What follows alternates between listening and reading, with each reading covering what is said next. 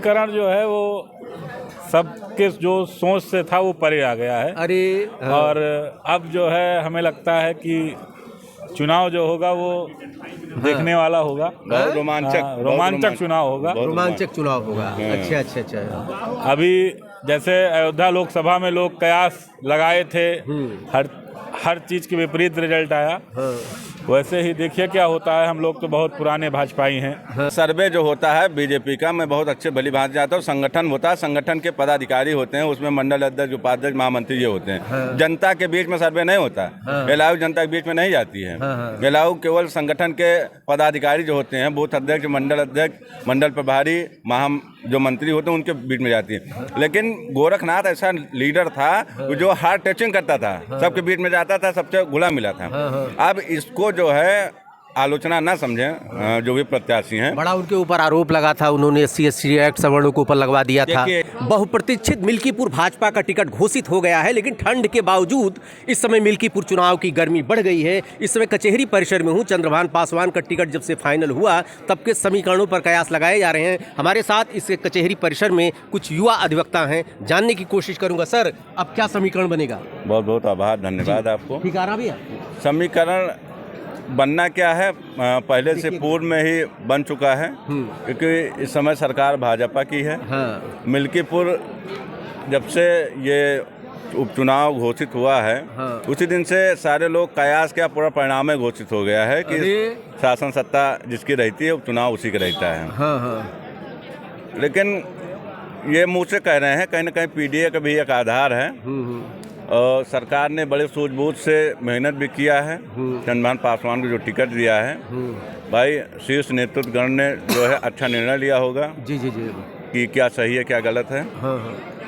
कुछ न कुछ तो टक्कर की लड़ाई होगी ही। जी। हमारे यहाँ कुछ क्या होता है, कुछ न कुछ क्या है। हाँ, वही जैसे शासन सत्ता का, लेकिन कुछ न कुछ तो होगा ही। हमारे यहाँ जो है मिल्कीपुर से सबसे ज़्यादा अटैचमेंट जुड़ा नेता गोरखनाथ था।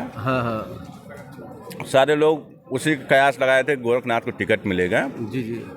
और ठीक है, शीर्ष नेतृत्व ने जो भी किया, चंद्रभान पासवान जी को दिया, उनको बधाई और शुभकामनाएं हैं। आज दूसरा दिन है, कल घोषित हुआ था, आज दूसरा दिन है। अब आज से समीकरण जो होगा, आज या कल में जनता जो निर्धारित कर देगी कि कहाँ क्या हो रहा है क्या नहीं हो रहा है। एक युवा और है सर, मिल्कीपुर के हैं आप सर, शुभ नाम सर? दिव्यांश त्रिपाठी। हाँ त्रिपाठी जी, क्या समीकरण बना?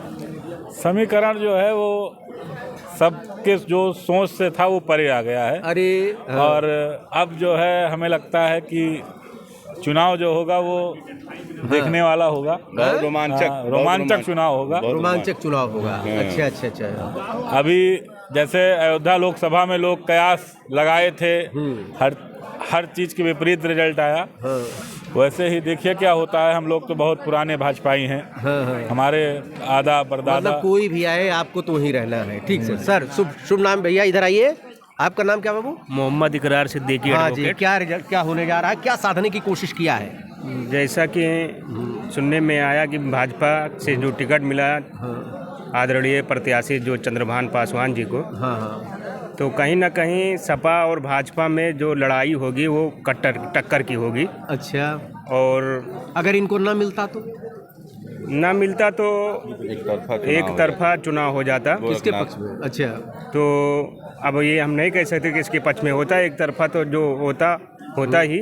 लेकिन जब से पासवान को टिकट मिला, चंद्रभान पासवान जी को, तब से ये कयास लग रहा है कि जो लड़ाइयाँ होगी वो सपा और भाजपा के बीच में होगी। बड़े कांटे की होगी। बड़े कांटे की होगी। इसमें मैं बताऊं कि क्यों चंद्रभान पासवान गोरखनाथ की बात क्यों आती है। गोरखनाथ जी जो है सबके दिल में पैठ बनाए थे। एक बार वो पंचवर्षीय, वो एक बार विधायक रह चुके हैं।